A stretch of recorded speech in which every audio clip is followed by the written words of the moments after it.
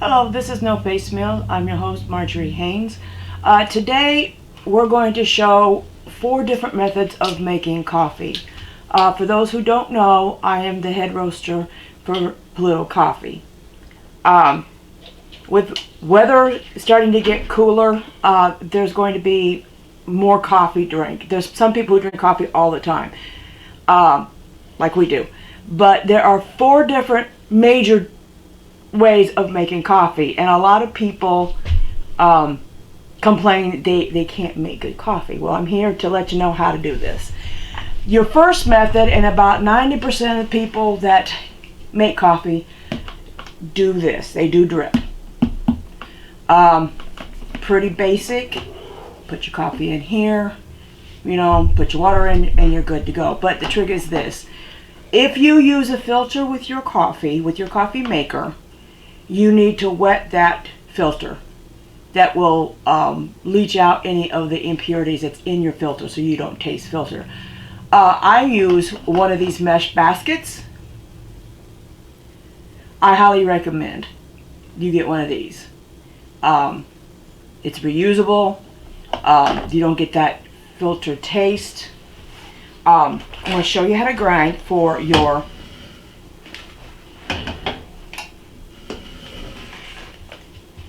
too much on my table. Let's take you up for a minute there. I'm going to show you, when you do drip, I suggest to most people that you grind a medium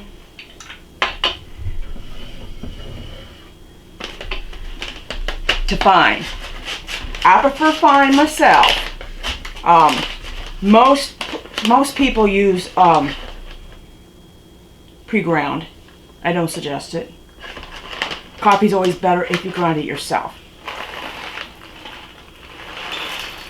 So we're going to grind this too. And I'm not going to make a full pot of this. This is my blueberry decaf. We'll grind it to a fine medium.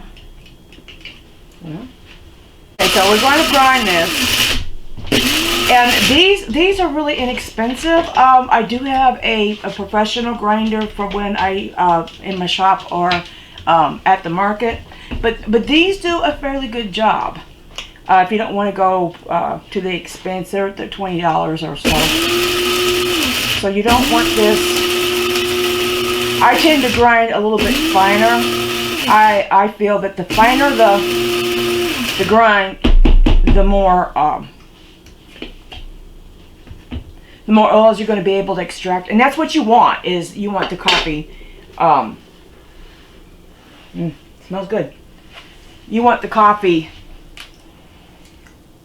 oils in it, because that's what makes coffee good. Is the oils that's in the coffee. Now this one happens to be a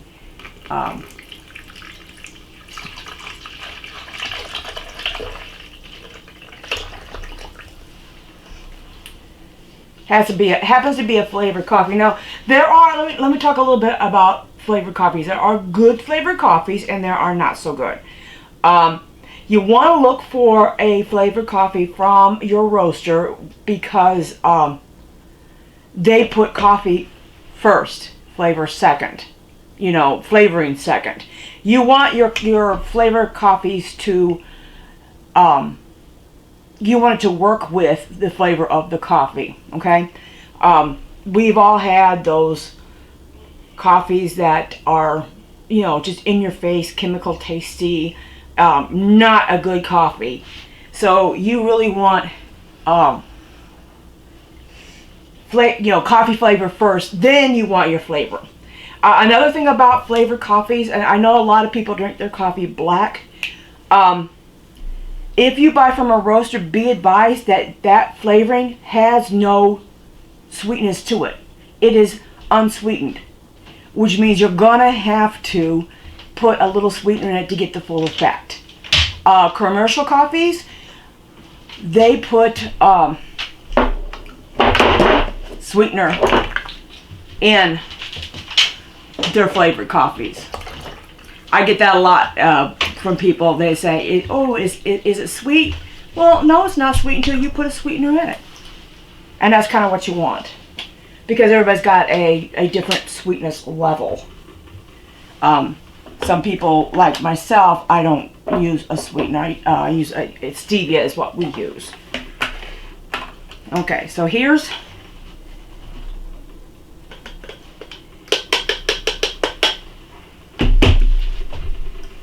kind of a medium. A little bit more on the coarser side than I like, but again, that's probably what most people are used to.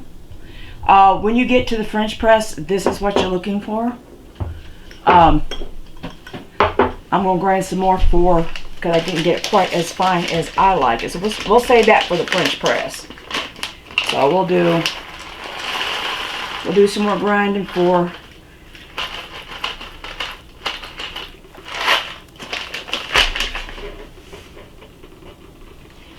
I like my coffee just in the pot a little finer than that.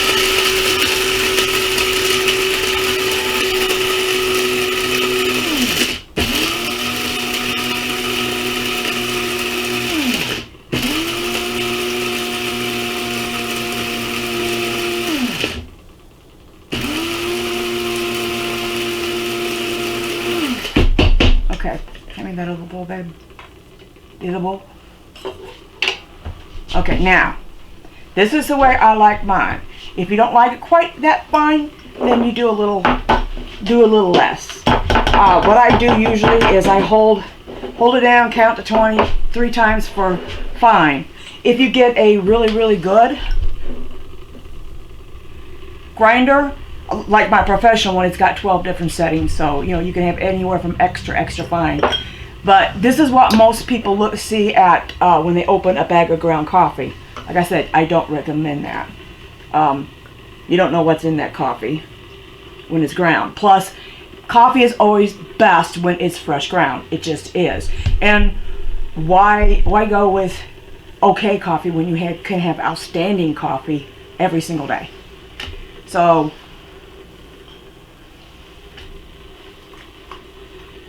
okay, I won't make this too dark because I do tend to, this is like 4 cups of water to 3.5 tablespoons, and we'll let that go. Now, our next coffee is old-fashioned perked. You can hear my little kettle's starting to boil, so that means saying step it up. So again, some people call this cowboy coffee, okay, because there'll be grinds in the end of it.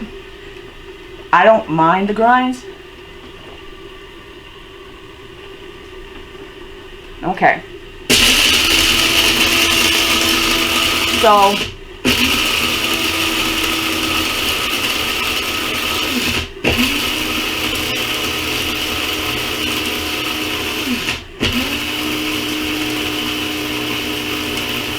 that's like 3 times. I counted. Now this is a full 12 pot, which we probably don't need that much, but Another thing, don't be afraid to put coffee in the in a pitcher and save it for the next day or for cold coffee, because this coffee this good is going to continue to be good. Okay. People go, oh, cold coffee, but that's what you drink in, when you go to these other places. Yeah. But some places use an instant coffee, which is just no. Now this is your perk, and if you see, I've already wetted the filter to get any of that taste out. So we're going to measure out our coffee. Now I go with 1 tablespoon for 2 cups.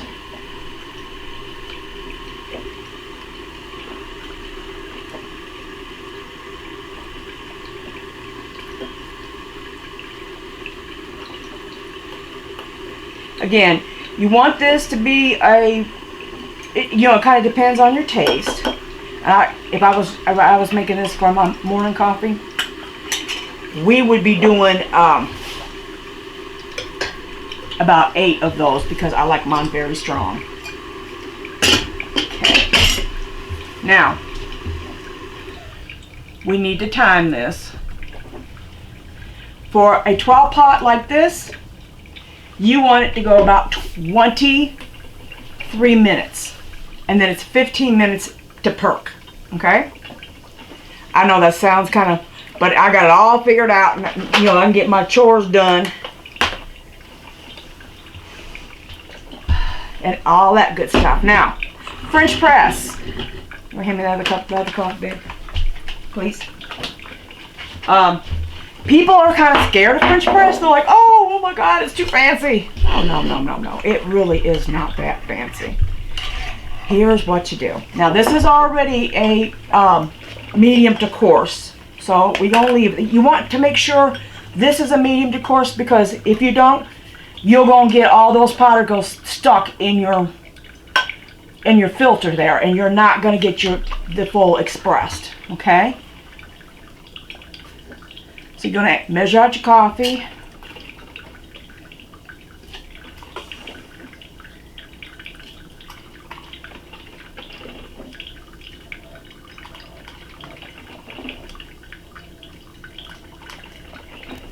Yeah, it's about 5. And then you're going to take your hot water and you're going to wet these grounds. You're going to fill this up, and you're going to fill it up.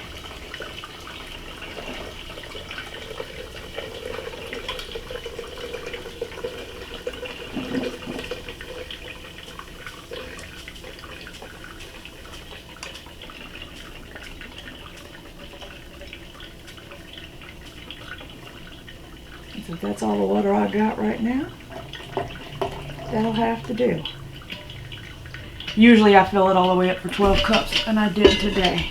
Then you want to put this in, and you're going to let that set for 4 minutes. Okay?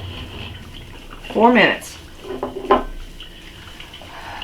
So while that is doing its thing, see, that's all there is to it. I mean, I'll show you how to plunge it, and then it'll be coffee time. Now, what is best? Well, it depends on what you're doing. Best coffee. We like pour over. We think it is the best coffee for us. Some people are like, that's a lot of work, and I just want to set my machine and do it and go. And that's fine. That's why we have drip. But if you use quality coffee, quality ingredients, you're gonna have a quality brew every single time, whatever method you choose. Okay? I'm not gonna make a whole lot of pour over. I highly recommend that you use your water to be the best you can get. Distill is awesome. Spring is good. Filter is good. Usually we do filter.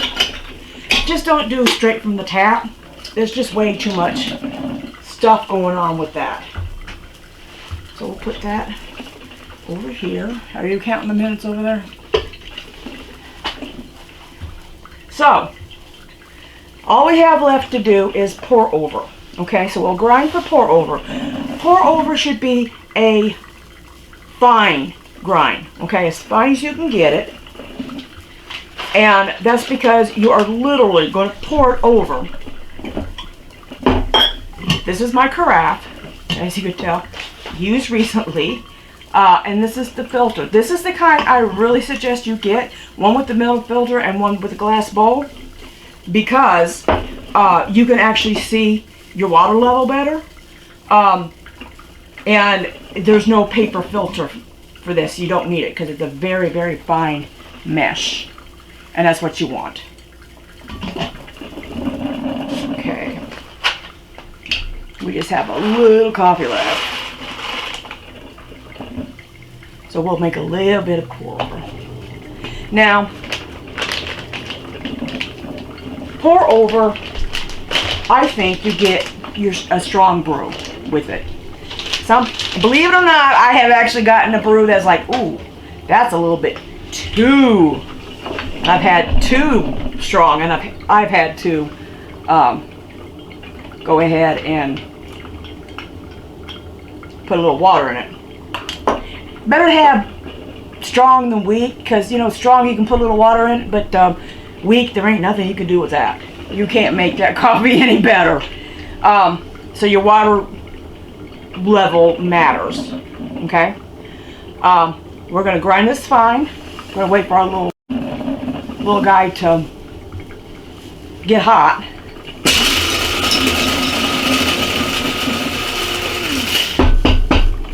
Now, a lot of people, you've seen me tap this, and the reason why I do is because it's such fresh coffee that it'll get stuck like a little cake in the bottom of this. So when you tap it, it kind of helps loosen that up a little bit.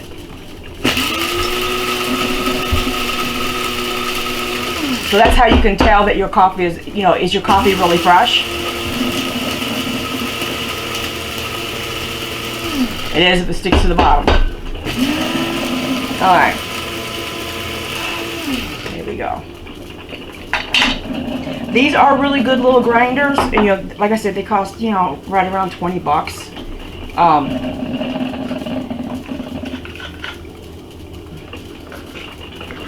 See, it's stuck in there. That means it's fresh. It will grind, and they're good. And there's little hand grinders you can get, and that's cool. But that is a little more work to it. I have a professional grinder that it's a conical burr, and it has 12 different grind settings on it, which is really cool. This has probably been 4 minutes, so I'm going to show you. That out of your way. It smells really good in here. See, then you want to take the plunger.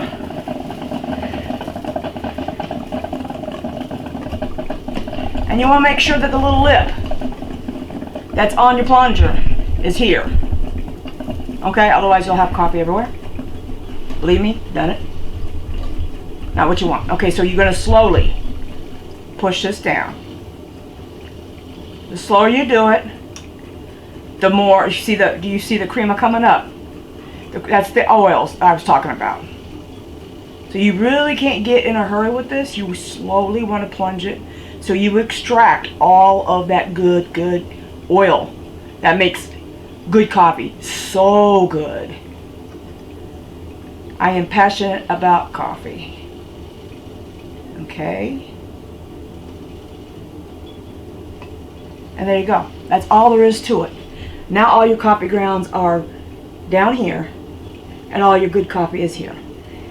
Of course, that's not dark enough for me, but it's probably dark enough for everybody else. Give me a couple cups, and I'll pour this one out. So, probably could have just went ahead and added a little more coffee to that, but it will not be a weak brew. So, let's talk about the methods that we're using. Okay, so a good coffee maker, this one is actually from the big box store, and it's probably like 20 bucks. Don't use it for coffee, but once in a blue moon when I have a lot of people over, makes a good cup of coffee.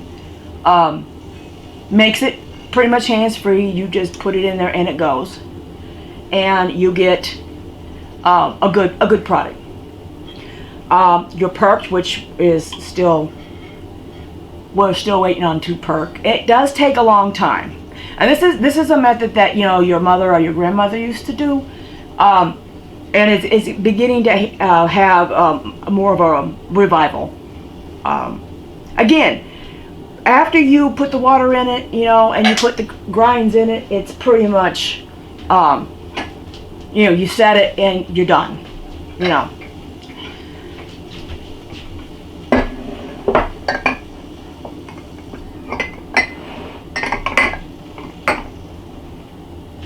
But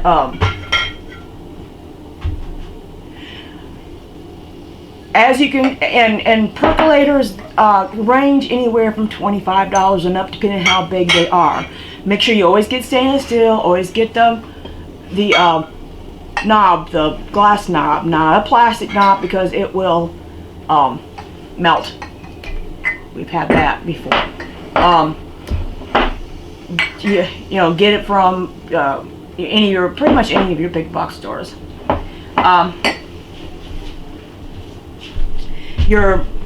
Believe it or not, you know, people are most afraid of French press and pour over, and these are fairly inexpensive. We got ours on sale at one of the big grocery stores. If you look, you'll find pretty much a deal. You can go really fancy with these, and that's fine, but the method is the same. So, you know, these start at maybe $30 and up, depending on the size, and the same with pour overs, 30 and up. It just all depends. I mean, people have had fancy espresso machines and all that good stuff, and that's all good, you know, but it doesn't have to cost that much. So now we're going to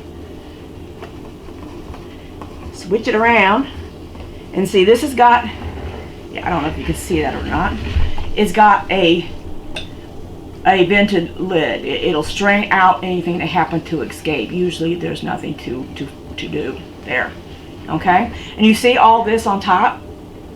That's that good crema. That's what gives your coffee all that good flavor. Okay, now if you look over here to this coffee pot, which is your drip, you don't see very much of it because of the extraction. Still gonna be a good cup of coffee, but you get more of the crema here, okay? And that's kind of what most people who drink coffee would like. Now, this is probably strong enough for some people, but it probably is not strong enough for me. But that's okay, because, oh, I don't know. That is the French press.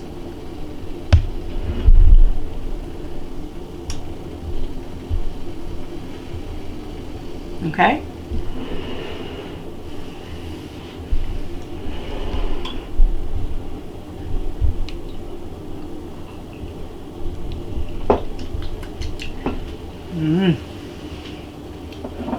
I said, yeah, maybe a little weak for me, but for a lot of people it won't be. I happen to like really strong coffee. Thanks, Mom. She's the one who started this. Now this is just your regular drip.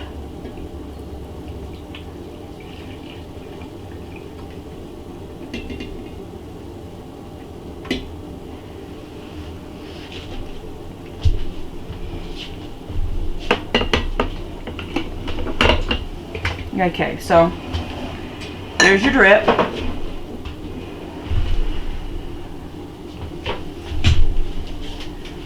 There's your French press.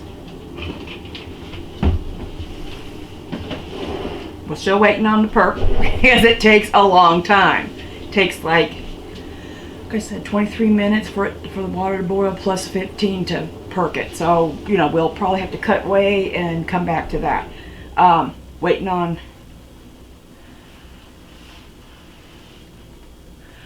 my little kettle to come along and do its thing. There, I'll get it right. Okay, so this, okay, we're only going to do about 4 cups in there whenever it gets hot.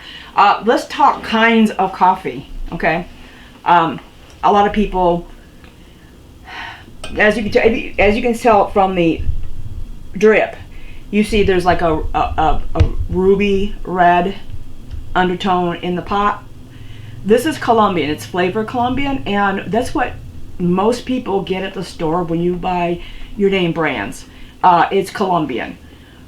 Very I don't want to say flavor neutral, but it's very easy to flavor these particular beans. And that's why most people flavor Colombian, because they take the flavor really good. It also has, it's what you grew up with, you know, it's what your mom and Dad used to drink. Compared to other coffees that I have, this one, they said, well, people want to say, well, what is your darkest roast? When most people talk about dark roast, they talk strength. Okay, so the roast doesn't have anything to do with the strength. When you have a dark roast coffee, you actually no longer taste the coffee, you're tasting just the roast. Okay, because it's that dark. Same thing with your, even darker coffees like your Italian or French roast. You're not really tasting the coffee anymore. You're just tasting the roast. I find most people who say they like dark coffee, they're referring to strength. Okay, strength depends on how much you put in your pots. Okay, if you like a really strong cup of coffee, then you want to put more in. You're going to have to figure out what's good for you. Personally, I do things like I'll have like 2 ounces of coffee to a big pot, because I use 8 or 9 tablespoons because I like it really dark. You have to kind of play with that and figure out, because fresh roasted, which is what I do, is totally different than commercial coffees. It just is. When I roast small batches, and nothing in my shop is much over a week old. I always roast what is needed. It's almost always a full roast of everything that I carry. I don't mass produce. I guess that's what I'm trying to say. I don't roast 40, 50, 60 pounds of one kind of coffee and then let it set. I don't do that. Perfectly fine to do that. I just like the fresh beans, and I find most of my customers do too. With that being said, Colombian, like I said, is going to be a medium to heavy body, which is taste in your mouth. It's going to have a little bit of that bite that a lot of my dark,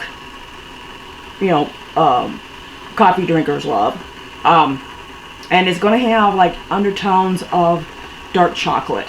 People say, "Oh, I never tasted undertone." Well, maybe it's probably because it's your method of coffee.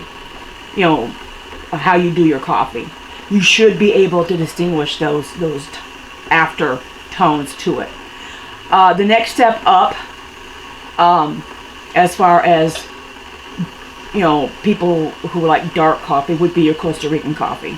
Costa Rican coffee, it doesn't have that bite that this will, and it has more of a milk chocolate aftertone to it. Another coffee that we really love is, and we carry, is the Kenyan AA.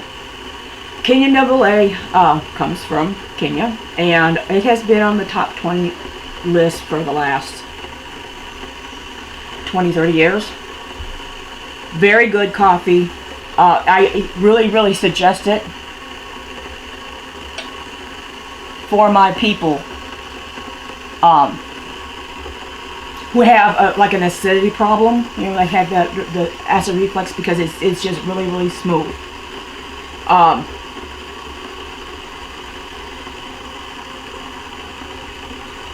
Turn the wrong one off. Can't tell when I got them both on which one is what. I also roast a Sumatra, and Sumatra is a totally different beast. It's got a lighter body, and it's got like an herbally taste to it. I find that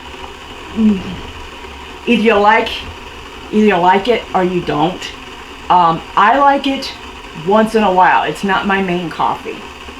The only coffee I flavor will be the Colombian, because the others really don't need flavoring in it. I get asked a lot about caffeine ratios. I roast all my coffees about the same darkness, so it's about the same caffeine level. I do custom roast. I have done light roast before for people. Light roast, believe it or not, will always have more caffeine than any other roast. You think, you know, most people, oh, I thought it would be dark roast. No. When you're roasting beans, the green beans have the most caffeine ever, okay? But you can't drink the green beans. You just can't. It won't make coffee. So, if you do a light roast to it, that's going to have more of the caffeine. The longer you roast it, the less caffeine it'll have. Because what you're doing is basically dehydrating the bean. So I get that question quite often. I could probably do 3 hours on coffee because it is a passion of mine. There's nothing better than a pot of coffee. Now, I think our water is done now. We'll turn that off, and you're gonna, when you do your water, you want to wait like 30 seconds or so. So while your coffee, you know, you could do your grinding. Is what I normally do. And this is the neatest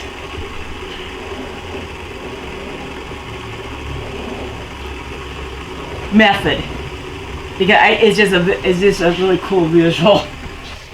It also happens to be our favorite coffee, and it may be a little bit much, but you know what, even if you do pour over, you know, on a Sunday or Saturday mornings when you have a little more time to enjoy it, then that's fine. So what you need, you want to make sure you get a gooseneck kettle, okay? These come in a variety of sizes, and these are good for your teas too, you know. We do make those. So I've got my coffee in, and you want to wet the grounds, okay, in the middle. Look at this. And then in a circular motion, you're going to pour that over. I want to get this high enough so we can get a shot of the top of that. Do you see all that nice thick crema that's in there? That's going to be in your coffee. And this is why I prefer this method. Doesn't take a long time, really. You got to boil water, but like I said, this is probably going to be a little bit lighter brew than I normally do, because I do like mine very dark. When I make coffee for the market or for the shop, I have to kind of pull back and say, well, I better do a little bit less, because not everybody likes it as strong as I like it. And don't be afraid of decafs. Honestly, you have fresh roasted decaf, you're not going to notice that the caffeine is gone. You don't notice the taste. You know, don't be fooled with, you know, I know some commercial coffees are kind of like, it's decaf.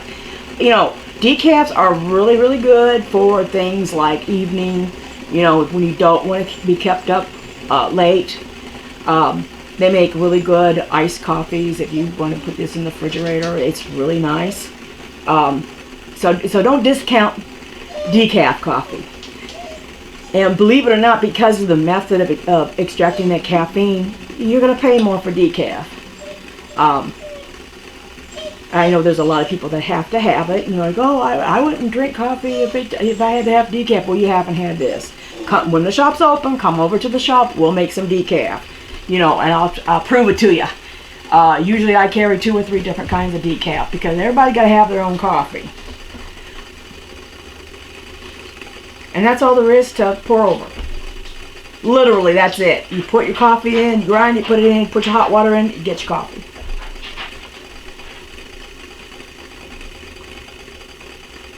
But you know, and it's really not that big of a mess.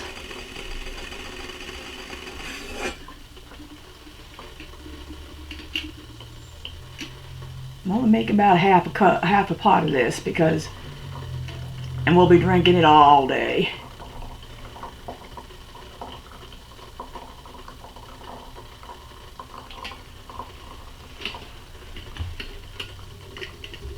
Now we're still waiting for this to decide it's gonna do what it gotta do.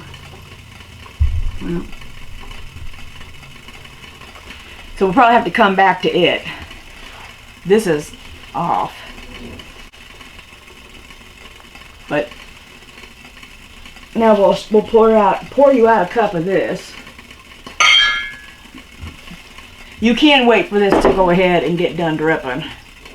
Or you could do what I do and transfer it to another cup. I'll pour you out a cup of this.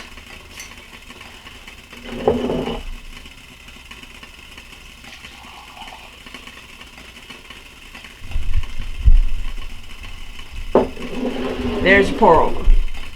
So we'll probably have to come back and I'll show you the perk. But there's your pour over, which is a method I prefer. It all depends on how fast how you need it and your particular taste. I know people who love French press. I know people who prefer perked over your drip. But I mean, whatever method you choose, just start with good fresh beans, freshly ground, and your good water, and you'll have a really good cup of coffee. So here we have our perk coffee, and it's starting to perk.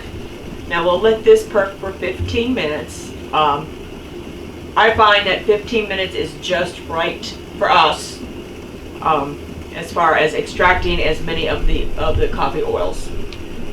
It is a longer method, but it is a kind of a, just set it on the stove. Or there's also electric ones that you can get, and set your timer, and it'll be ready when you're ready for it. And in my opinion, it does make a better cup of coffee than drip. I prefer it over drip, and quite frankly, I prefer pour over to all of it. So it all really depends on your preference. I have customers that swear by French press, and like, it's good. I just prefer pour over. To me, pour over gets more of the coffee oils, and it has a richer taste. But there are people who don't like pour over for that reason. It's too rich. There is such a thing as sometimes things are just too rich, and they feel that it's too rich for them. So that's why they prefer French press. Convenience-wise, yes, it is more convenient to do either drip or perk. Because it's one of those you set them and you kind of forget about it. You time them, you can go do something else. Where your French press and your pour over is more hands-on. But really, as long as you have fresh roasted beans, freshly ground, and your good water, you're going to have a good cup of coffee. We'll pour a cup of this out whenever the 15 minutes is over. We'll be back then. Okay, now we're back. Our coffee is perked, as you saw. I'm going to, usually this is very hot, so usually you need a holder. Make sure a handle is not so hot, but it's the glass that's a little bit warm, hot, and you need to hold this when you pour it. Otherwise, it's going to be all over, and you don't want it to be all over. So make sure you have a couple of towels or oven mitts or pot holders. There we go. Got a couple of shop towels. So this is perked. Now you want to make sure, I want to stress this, when you do perked, you have to have this timed. There is such a thing as a coffee being over perked, and that's why a lot of people have bad things to say about perked coffee. Well, number one, there'll be grounds in it. There just will be. It's like people call it camping coffee. You leave the last fourth of an inch to half an inch of your coffee in your cup. But there's been way too many people who do perk that they over perk and it becomes bitter. Good coffee should never be bitter. So 12 cups, you want to do 23 minutes for it to boil and start to perk, and then 15 minutes perking. Now if you have a smaller one, you'll have to adjust that time down. You also should have it this one on a medium, and a smaller one probably on not next notch down between medium and low. Okay, let's pour this out.